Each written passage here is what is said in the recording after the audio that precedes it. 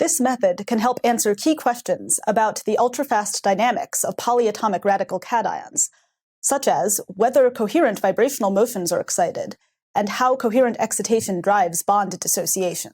The main advantage of this technique is that polyatomic radical cations may be prepared in the ground electronic state, which significantly improves the ability to resolve coherent vibrational motions.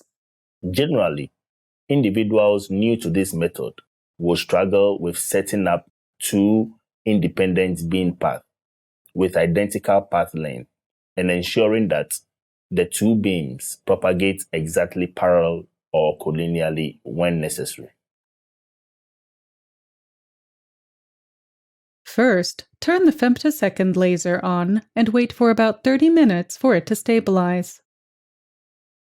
Position a 90-10 beam splitter after the laser output to generate two replica, which will be used to construct the pump and probe beam lines.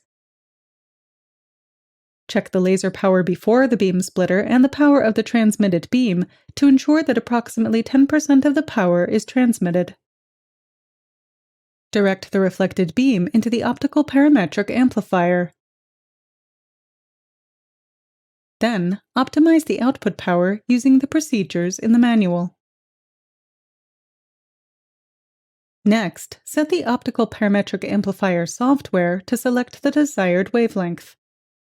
Direct the output beam from the optical parametric amplifier through the half-wave plate and polarizer.